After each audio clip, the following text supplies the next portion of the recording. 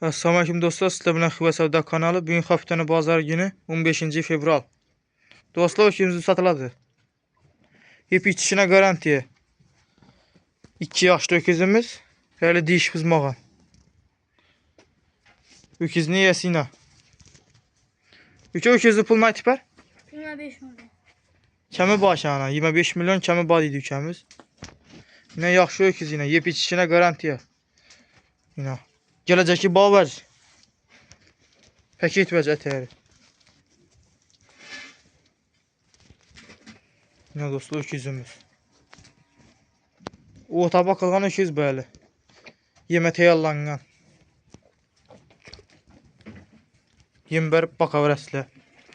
Pəsə telefon nömrələrini qaldıramız. Üzəriniz telefon vurup sövdalaşa verəsilə. Kanalımıza abunə olmayı unutmayın dostlar.